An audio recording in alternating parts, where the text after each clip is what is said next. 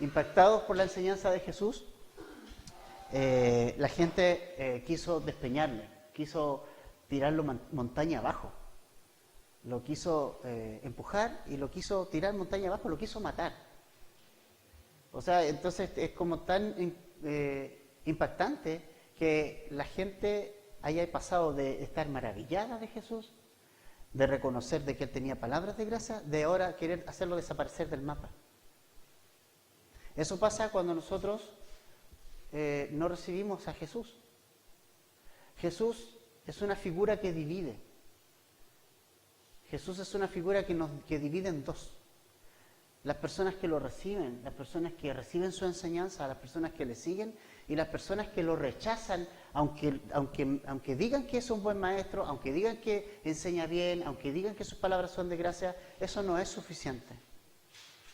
Eso no es suficiente que tú digas que Jesús es... hay gente que dice, oh, si Jesús fue tan bueno, Jesús fue un buen maestro. No es suficiente.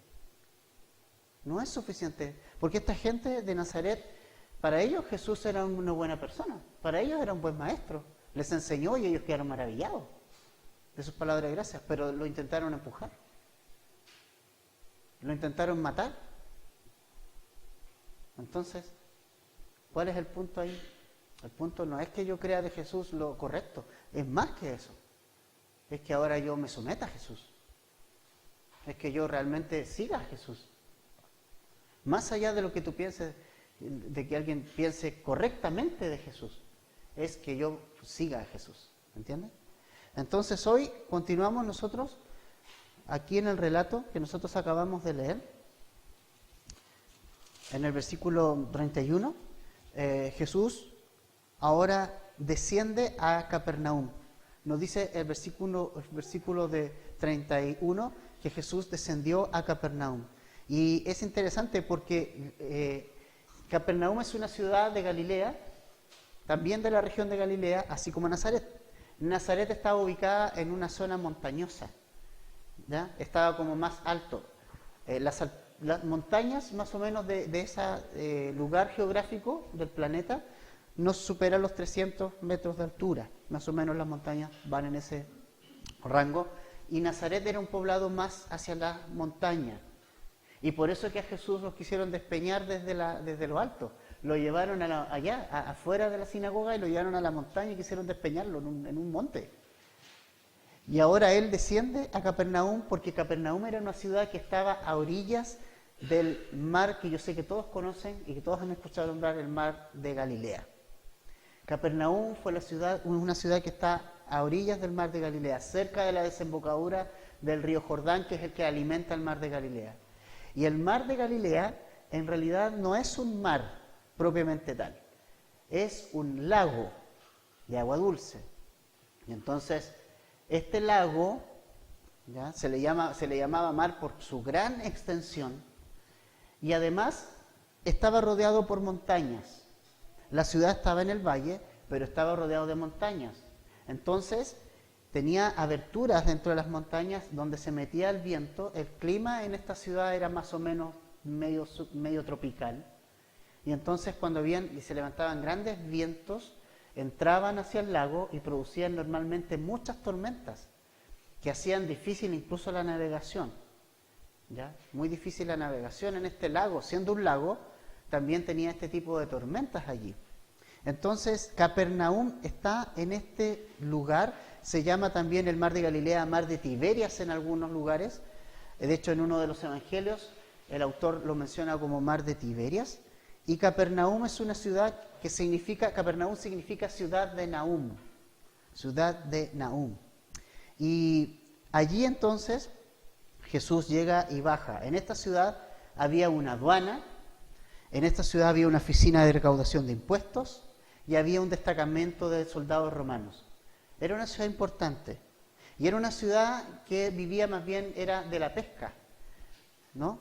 Y era una ciudad muy importante para Jesús, porque Jesús allí estableció, por decirlo de alguna manera, su centro de operaciones. Jesús allí se estableció por un buen tiempo.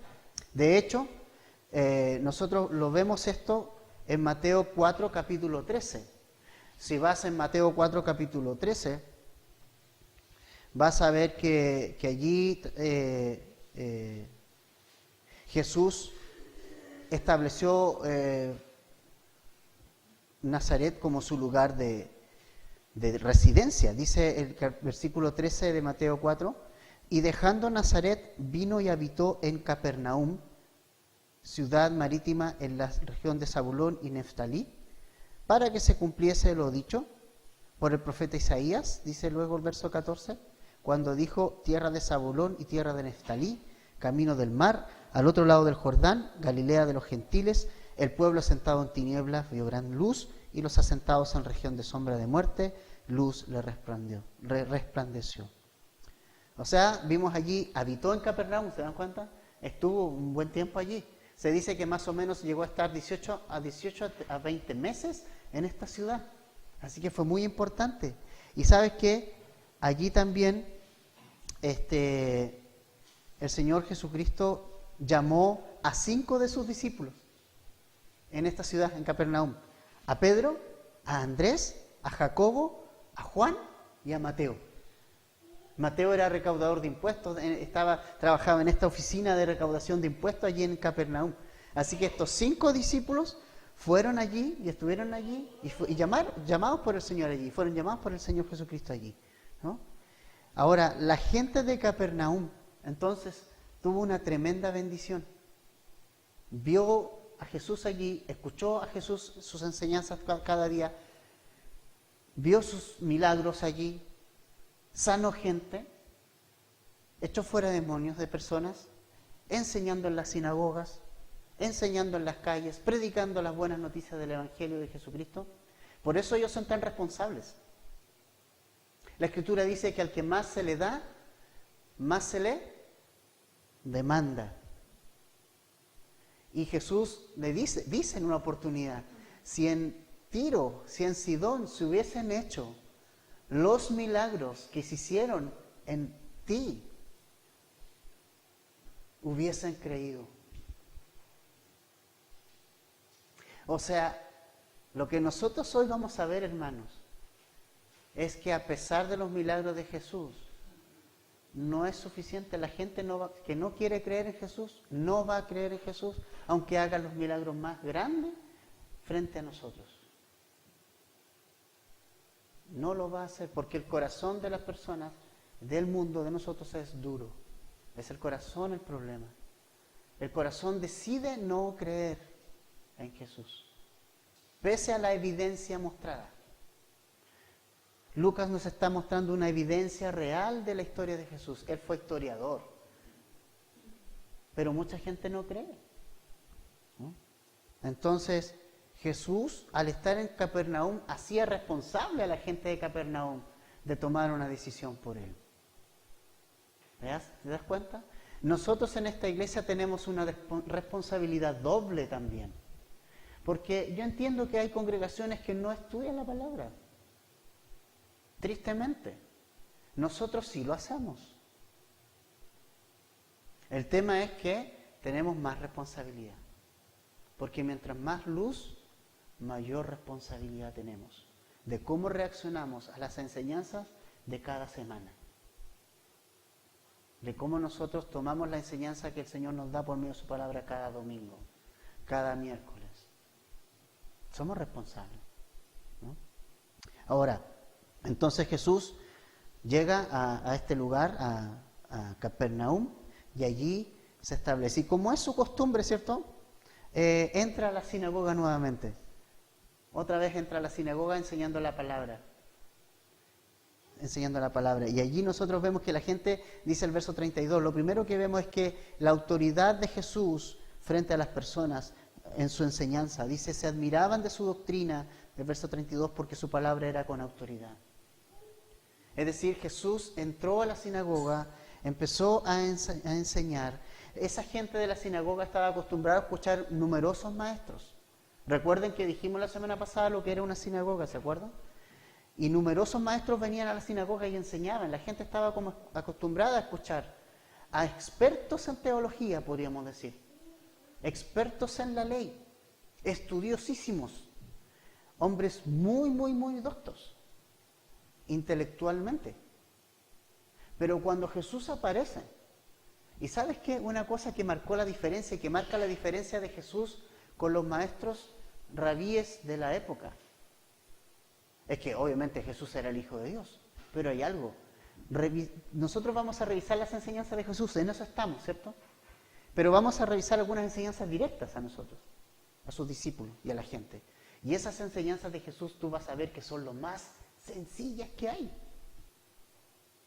O sea, Jesús hablaba súper simple, la enseñanza de Jesús era sencilla. Nunca usó idioma como escatología, como apologética, como Él enseñó a la gente de manera sencilla.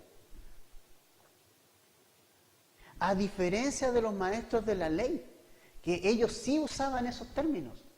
Ellos usaban términos raros, extraños, que a la gente les era rara, no les llenaba porque la gente no entendía.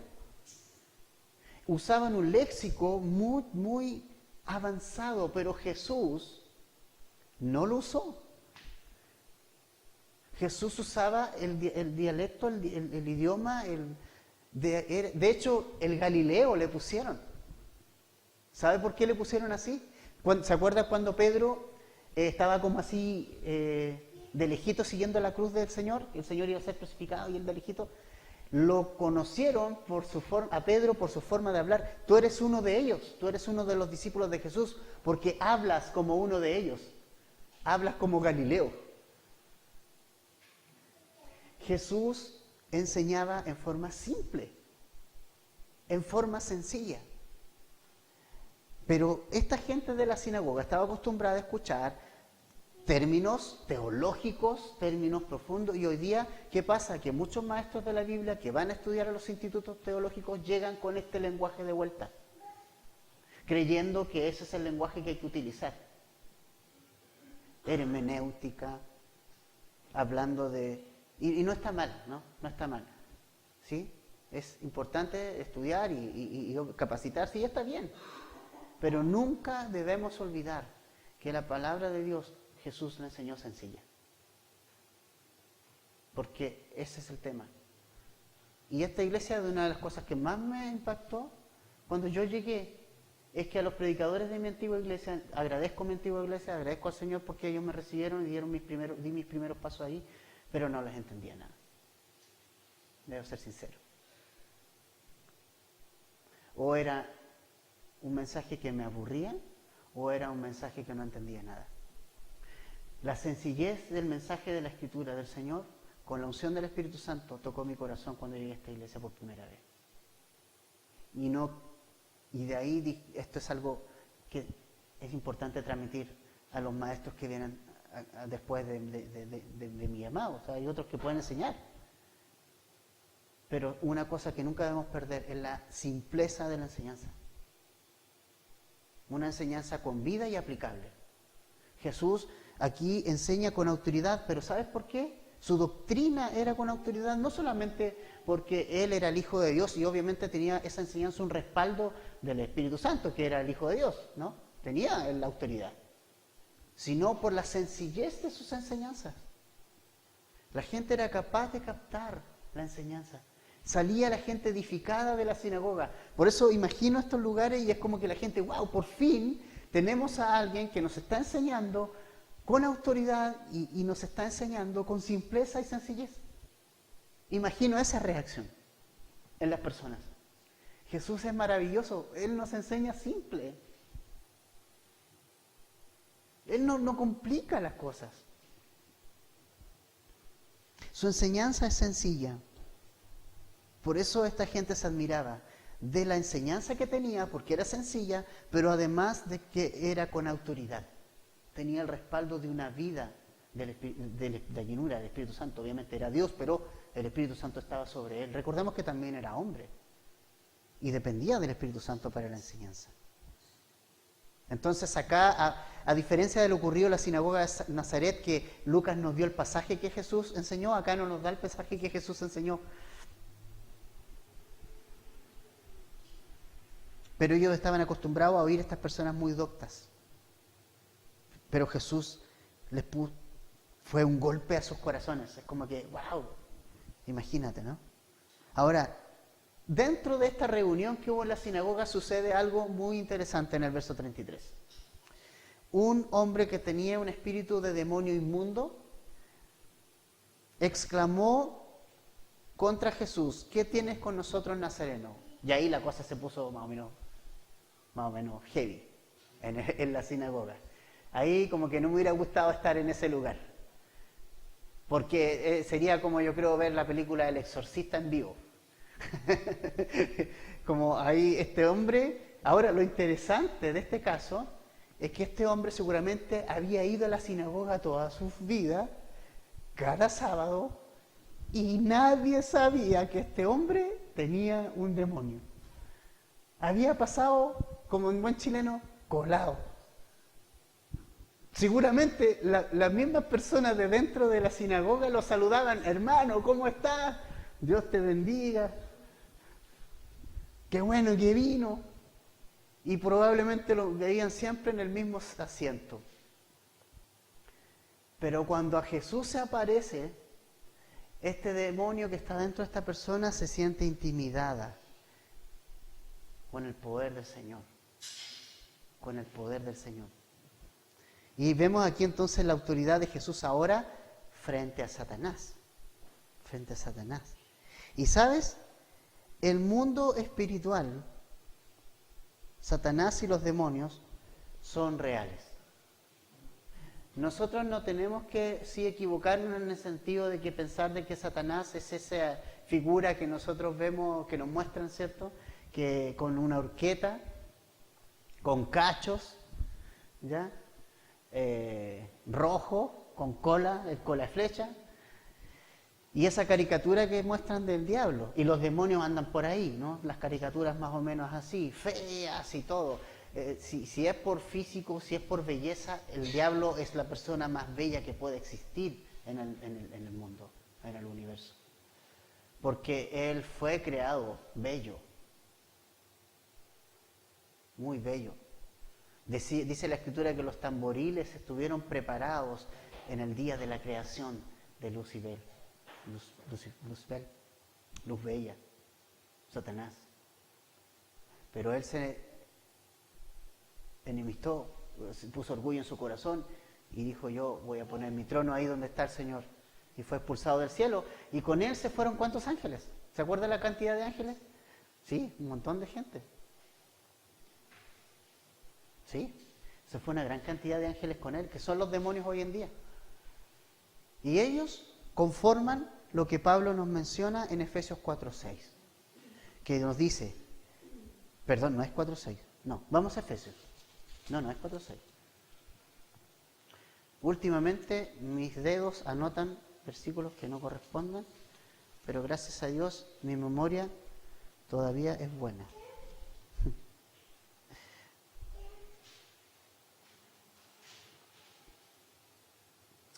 6:12 de Efesios. Porque no tenemos lucha contra sangre y carne, sino contra principados, contra potestades, contra los gobernadores de las tinieblas de este siglo, contra huestes espirituales de maldad en las regiones celestes. Ahí está el mundo espiritual, el mundo que nosotros no vemos, porque nosotros solo vemos lo físico, pero el mundo que no vemos está ahí. El mundo que no vemos es el mundo espiritual, ¿no? En donde hay de todo: ángeles, arcángeles, y también hay demonios y Satanás y sus huestes, ¿no? Ahora, se nos dice que Satanás es el príncipe de la potestad del aire. Él está ahí. Y Satanás, dice Juan, Jesús dijo de Satanás que él venía a hurtar, él venía a matar, viene a destruir. Y ese es Satanás. Viene a hacer eso, a matar, a hurtar, a destruir.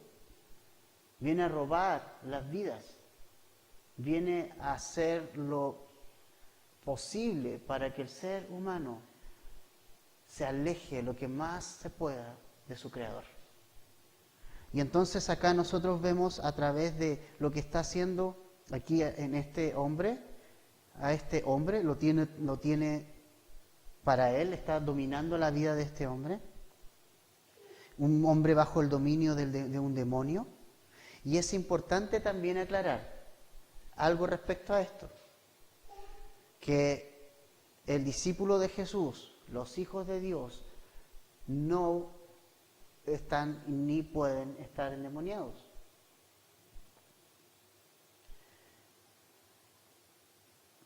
Cuando nosotros venimos a Jesús, dice Efesios 1:13, cuando nosotros creímos en Jesús, Dios puso en nosotros su Espíritu Santo con el cual dice que nos selló.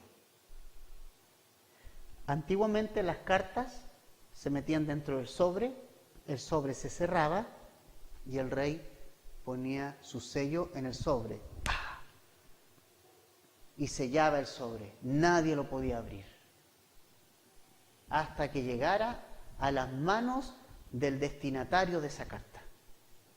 Entonces, cuando esa carta llegaba al destinatario, el destinatario ahí la podía romper y la podía abrir y leer, pero nadie lo podía hacer antes. Tenía el sello. Eso es la palabra que se usa ahí Pablo, en que somos sellados con el Espíritu Santo. Es decir, estamos seguros que somos sus hijos, hemos sido sellados por el Espíritu Santo hasta que lleguemos a la presencia de nuestro Señor en el cielo. Tú y yo estamos seguros en Jesús. Por lo tanto, no podemos tener un demonio dentro, ningún cristiano.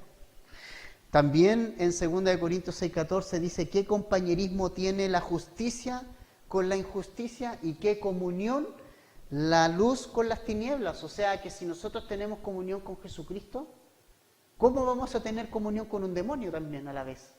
¿Cierto? Es imposible, porque tenemos compañerismo con la luz. Es imposible tener compañerismo con las tinieblas a la vez. Es imposible. También dice Primera de Pedro 2, capítulo 2, versículo 9, lo siguiente. Primera de Pedro 2, 9. Mas vosotros sois linaje escogido, real sacerdocio, hablándonos a nosotros los cristianos, pueblo adquirido por Dios, para que anunciéis las virtudes de aquel, y esto es lo más importante, que os llamó de las tinieblas. ¿Dónde estábamos antes? En las tinieblas. Incluso si has tenido demonios antes de venir a Jesús, probablemente. No todos los que no son cristianos tienen demonios tampoco, pero más de algunos sí. Nos llamó de las tinieblas, dice, a su luz admirable. O sea que cuando tú y yo vinimos a Jesús, hayamos tenido los demonios que hayamos tenido en nuestra vida, si es que los teníamos, el Señor los sacó. Y el Señor eliminó todo eso. Y el Señor nos dio una nueva vida. Primera de Juan, capítulo 4, versículo 4, otro pasaje. Primera de Juan, capítulo 4, versículo 4. Hijitos. Me encanta Juan, tan paternal. Vosotros sois de Dios. ¿De quién somos? ¿De quién somos? De Dios. Y los habéis vencido. ¿A quién? Al mundo. Porque mayor es el que está en vosotros que el que está en el mundo. ¿Quién es mayor? El que está en nosotros. ¿Quién está en nosotros? Jesucristo. Jesús. ¿Quién está en el mundo?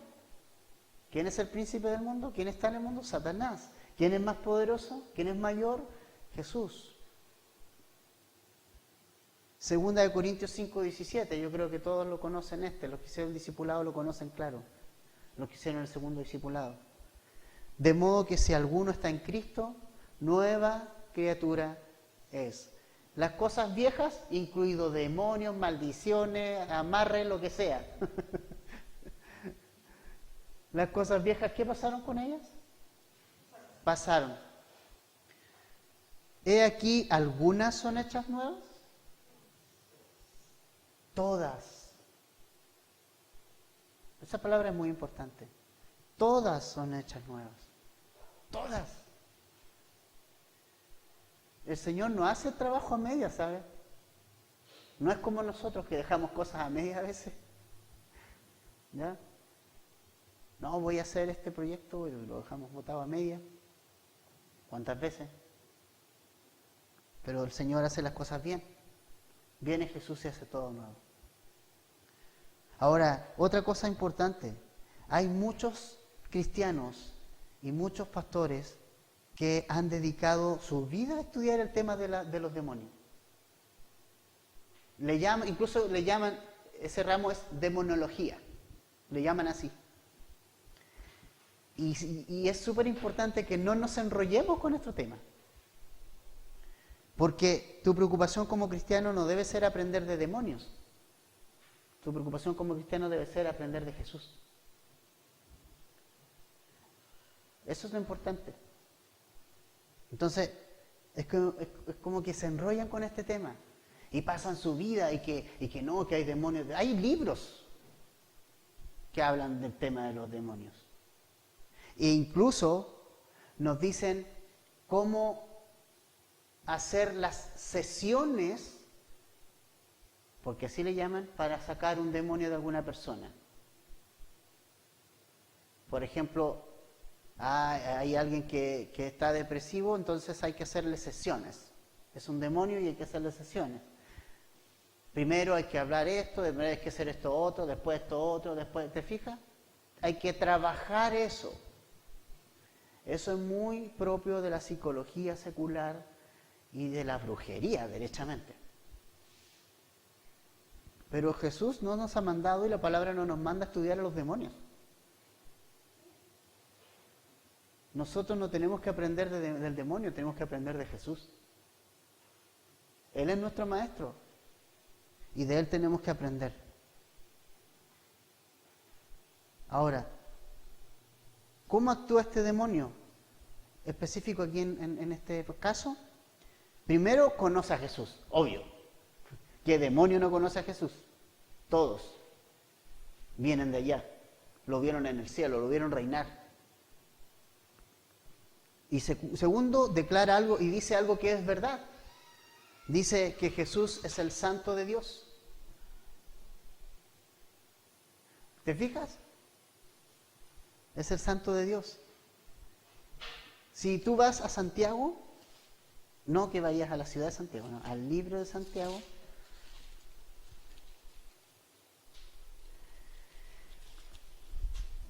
en el capítulo 2, en el versículo 19, dice algo importante. ¿Tú crees que Dios es uno? Bien haces. También los demonios creen y tiemblan. Y al 20, ¿más quieres saber, hombre vano, que la fe sin obras es muerta? Un muy buen ejemplo de una fe sin obras y una fe muerta son los demonios. Porque creen que Dios es uno, porque creen en Dios, porque tienen fe en Dios. ¿Sabían eso, no? Pero su fe es muerta. ¿Por qué es muerta? Porque la palabra no halla cabida en el corazón de los demonios. Porque ellos son enemigos, decidieron ser enemigos y no escuchar nada y ser enemigos de Dios. Enemigos de Jesús. Ahora, ¿cómo Jesús reacciona al escuchar eso? Tú eres el Hijo de Dios. Y Jesús no le dijo, qué bueno, te estás arrepintiendo, ven y sígueme. Le dijo, sal de él, cállate y sal de él. Porque Dios conoce, Jesús sabía ese demonio, cuál era su destino, qué es lo que quiere. Aunque haya dicho la verdad de Jesús, Jesús le dijo, cállate. Es decir, no hables. No hables. Jesús no necesitó gritar ni 5 minutos ni 4 sesiones para que este demonio salga. El demonio salió al instante. Y si tú te fijas bien, además dice que este demonio no le causó daño alguno a Jesús ni a nadie. Ni se despeinó. Podríamos decir en buen chileno. Ni se despeinó. ¿Por qué? porque Jesús tiene la autoridad. Más adelante vamos a ver que Jesús le da esa autoridad a los discípulos. Y les dice, vayan y hagan esto. Pero la misión de ellos era predicar el Evangelio. Pero les da autoridad para sanar enfermedades, para echar fuera demonios. Ahora, esa autoridad les duró menos que un candy, porque después al tiempo le trajeron un endemoniado y no pudieron con él. ¿Ya? Porque a veces uno piensa que nosotros tenemos el poder. La autoridad la da Dios, la da el Señor. Entonces aquí Jesús está mostrando su autoridad frente a Satanás. Que Él es superior, que Él es Dios realmente. Y acá no necesitó nada más. Cállate y sal de él. Fue todo lo que Jesús dijo para que el demonio salga del hombre y le diera libertad. Ahora, ¿sabes lo que significaba que Jesús echara fuera demonios? Significaba que el reino de los cielos estaba acercando, estaba cerca, estaba aquí, estaba presente. Mateo capítulo 12, versículo 28, dice lo siguiente. Pero si yo por el Espíritu de Dios, dice Jesús, echo fuera a los demonios, ciertamente ha llegado el reino de Dios a vosotros. O sea, el hecho de que haya sucedido esto, que este demonio haya salido, era una prueba de que el Señor estaba entre ellos, de que el Hijo de Dios estaba ahí, de que el reino de los cielos estaba ahora acercándose, estaba presente. El reino de los cielos no era algo físico, el reino de los cielos va a ser algo visible y físico en la segunda venida de Jesús, pero en la primera venida de Jesús el reino de Dios se acercó. El reino de Dios está en el corazón de cada uno de nosotros. Ahora nosotros somos ciudadanos del cielo. No vemos el reino de los cielos aquí instalado con Jesús reinando en la tierra, porque Satanás sigue siendo el príncipe de este mundo, pero sí vemos el actuar del reino de Jesús en el corazón de nosotros. Vemos que al hacer esto Jesús estaba mostrando que Él vino a dar libertad a los cautivos y que el reino de Satanás es un reino que tiene sus días contados, porque si Jesús echaba fuera demonios que eran todos los secuaces de Satanás, era porque ya le quedaba nada de tiempo a Satanás. El reino de Satanás está destruido, tiene sus días contados, tiene sus días contados. En cambio el reino de Dios es eterno. Ahora, ¿sabes? Esto es importante. Cuando Jesús llega a tu vida, como llegó a la vida de este hombre endemoniado, Él corta todo. Cuando Jesús viene a tu vida y tú le entregas tu vida a Jesús y el Señor viene y el Señor toca tu vida, Él corta todo, corta tus adicciones, quita tus temores, te da un nuevo corazón, te saca al reino de las tinieblas. Él hace todo eso. Y te hace una nueva persona totalmente. Él tiene la autoridad para eso, Él tiene el poder para eso. Lo que no puede hacer el mundo, lo que no puede hacer la medicina, lo que no puede hacer un psicólogo, lo que no puedo hacer yo mismo, Jesús sí lo puede hacer porque Él sí tiene la autoridad y el poder para hacerlo. Si yo entrego al Señor mis adicciones, mis pecados, mi carne, el Señor sí puede tomar eso y destruirlo. Y no necesita sesiones para eso. Nosotros tenemos un programa en la capilla que se llama, un material que se llama Un paso para la libertad para personas con adicciones. Porque el paso que hay que dar es uno solo. Renunciar y entregar tu vida a Jesús. Y es suficiente para que todo el Señor venga con su poder y te dé libertad. Pero hay una decisión que tomar por Jesús. Ahora, ¿cómo reaccionó la gente después de esto?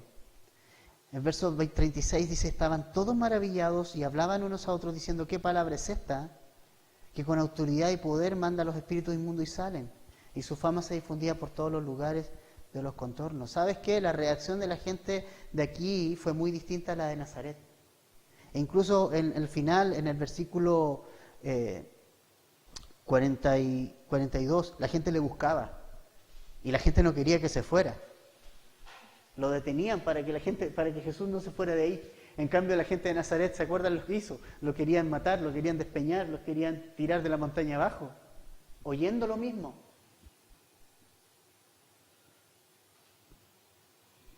Oyendo lo mismo. La gente de aquí lo empezó a reaccionar distinto. El resultado es que comenzó a transmitirse de boca en boca las cosas que Jesús estaba haciendo. Todo esto que pasó allí en la sinagoga, imagínate, fuerte.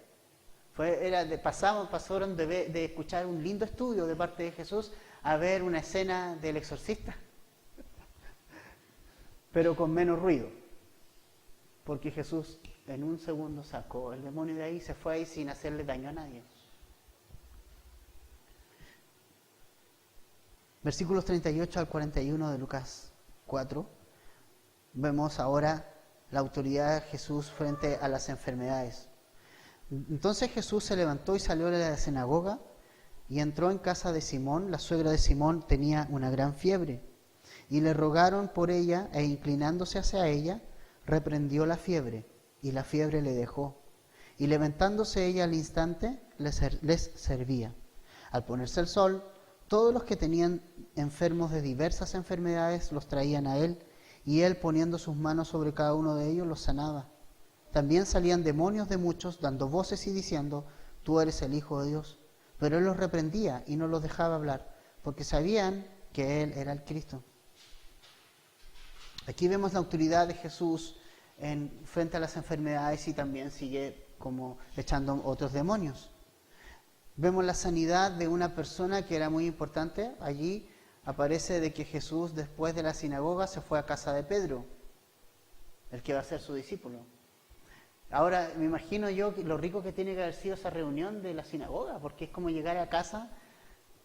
Fue súper heavy lo que pasó en esa sinagoga ese día. Ya no fue lo mismo, y de ahí en adelante no va a ser lo mismo.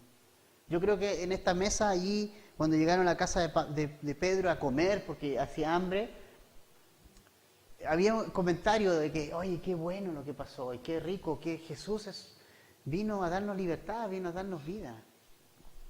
Pero había un problema allí. La suegra de Pedro estaba enferma. Y con esto nosotros sacamos por conclusión de que Pedro era casado. Tenía suegra. Así que Pedro era casado. ¿No? Es interesante, ¿no? Ahora, allí nosotros vemos que la suegra de Pedro tenía una fiebre. Para nosotros hoy día una fiebre no es nada. O sea, es indicador de algo, pero no hay mayor problema. Vamos y tomamos un ibuprofeno, un paracetamol, lo que sea, y baja la fiebre. Ahora nosotros estamos hablando de en esta época, con las mínimas condiciones, una fiebre era grave. Era grave, era indicadora de una infección grave, que no se sabía lo que era, que no habían exámenes ni como hoy en día, entonces era grave. Y esta señora probablemente estaba muy, muy grave. Como está con uno con fiebre, un adulto, ¿no? Y en esta época.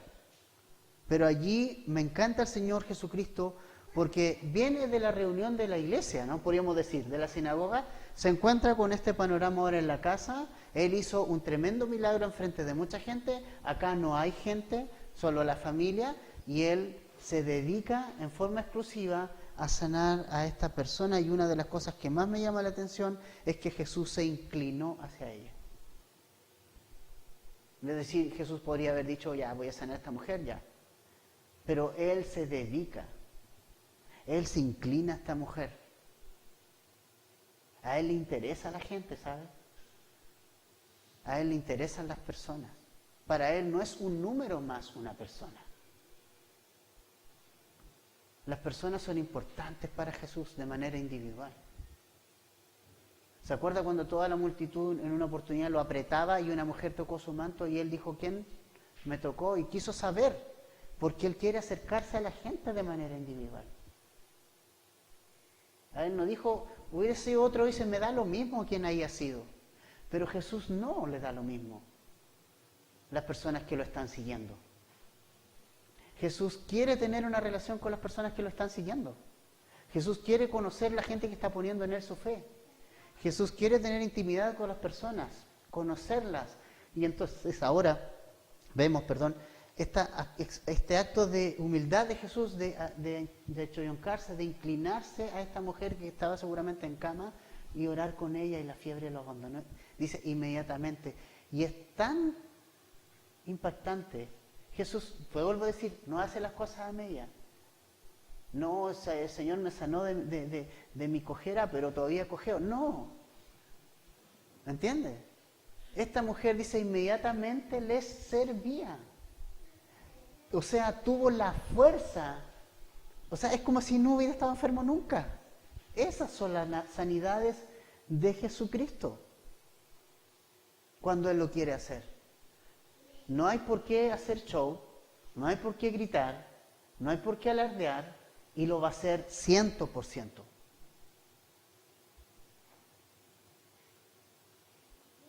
%. En la intimidad de una casa ahora, en la intimidad de una familia.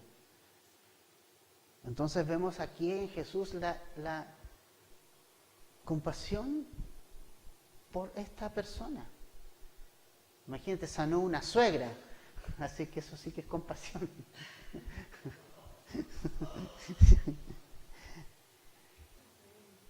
Ahora, después de sanar a esta mujer, dice que muchos, versos 40 al 41, ya se pone el sol, o sea, ya es la tarde, ¿no? El sol se pone y ya es otro día. Acuérdense que el día de reposo.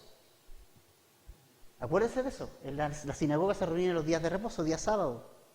Y entonces el sol entra y la gente empieza a salir, porque en realidad ya ahora empieza el otro día, entonces ya pueden caminar, ya pueden hacer cosas. Acuérdense que estamos en un contexto judío. Y entonces ahora, cuando ya el sol se esconde, la gente empieza a llevar a sus enfermos a Jesús, porque ahora sí pueden. Increíble. Pero esa es la cultura, la religiosidad. Así era. Y le llevan muchas personas a Jesús, muchos enfermos, otros endemoniados. Y me encanta porque Jesús no los manda para la casa y dice, ok, esto es solo compasión. Nada más que compasión. No tenía por qué Jesús hacer esto. Pero Jesús es compasivo. Y su compasión es grande por la gente. ¿No? Muchos son sanados, muchos endemoniados. Se repite el mismo patrón. Los endemoniados le dicen, tú eres el Hijo de Dios. El Señor nuevamente le dice, cállense y salgan de ellos. Vuelven a salir. Y Jesús lo hace realmente de una manera misericordiosa. Misericordiosa. Ahora, en los versos 42 al 44, y específicamente en el verso 42, vemos la clave del ministerio de Jesús. Y la clave también para nuestras vidas y nuestros ministerios. Dice, cuando ya era de día, salió y se fue a un lugar desierto. Y la gente lo buscaba y llegando a donde estaba, le detenían para que no se fuera de ellos. Pero él les dijo, es necesario que también a otras ciudades anuncie el evangelio del reino de Dios, porque para esto he sido enviado, y predicaba en las sinagogas de Galilea. El verso 42 nos entrega la clave de Jesús para su ministerio. Primero, que Jesús salió a un lugar desierto. ¿A qué? A orar, a tener comunión con su Padre, a tener tiempos a solas con su Padre. ¿Sabes?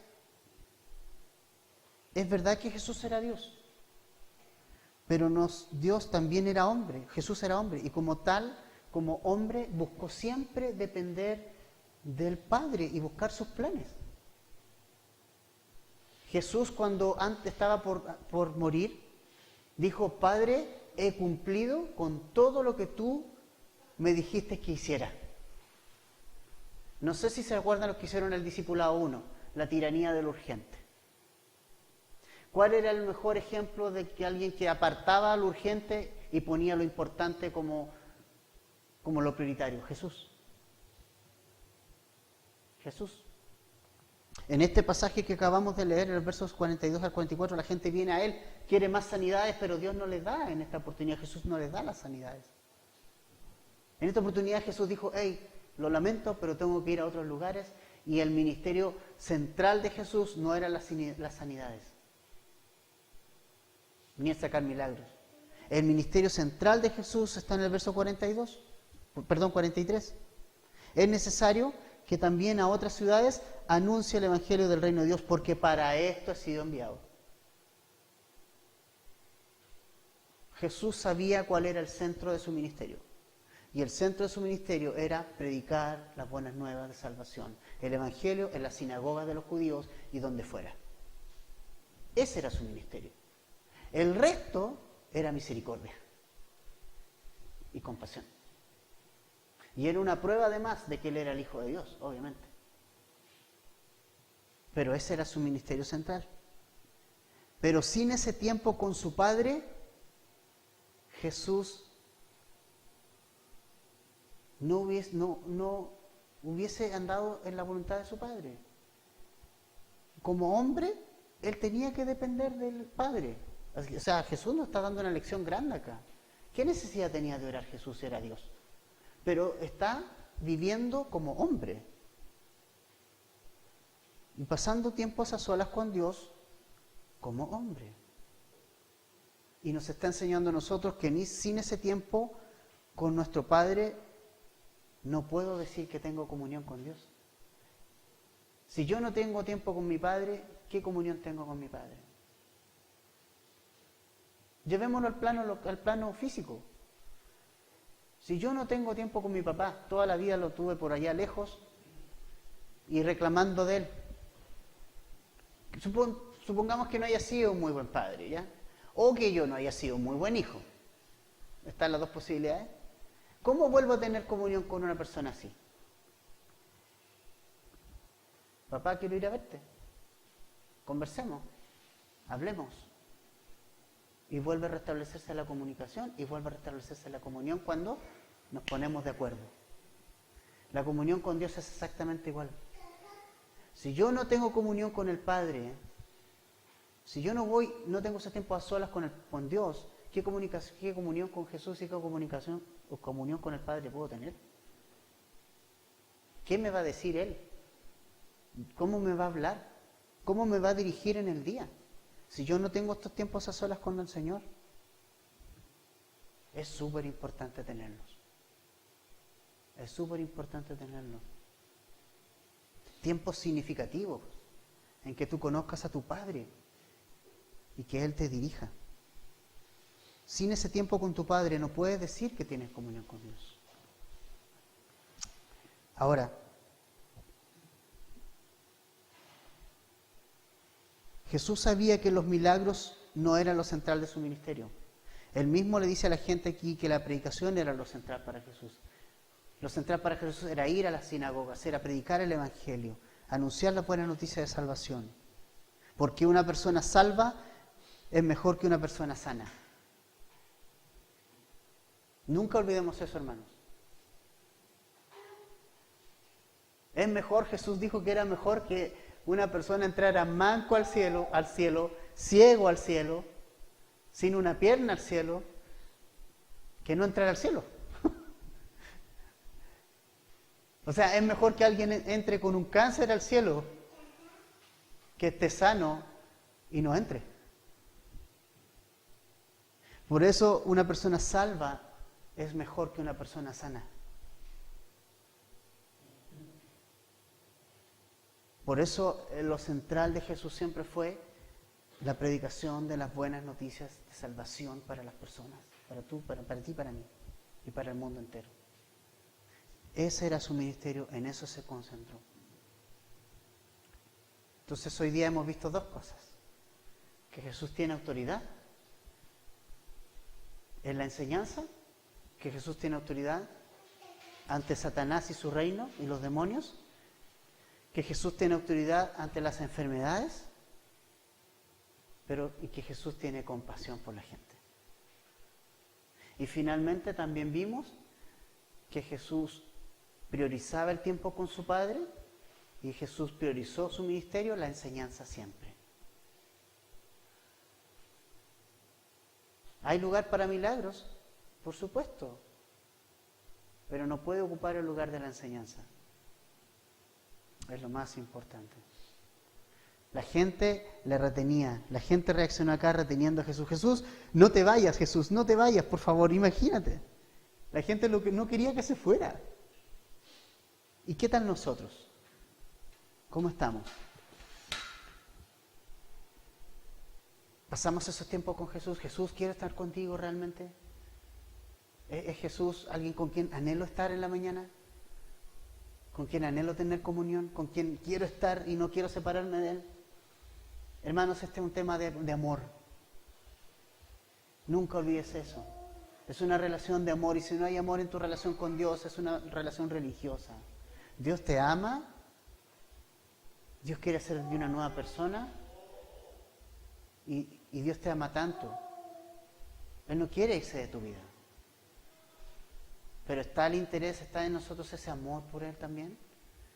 Somos como la gente de Nazaret, que lo escuchó y dijo, bien, que Jesús lo aplaudió, que bien, palabras, que bonitas palabras, pero terminó queriendo empujarlo por la montaña hacia abajo.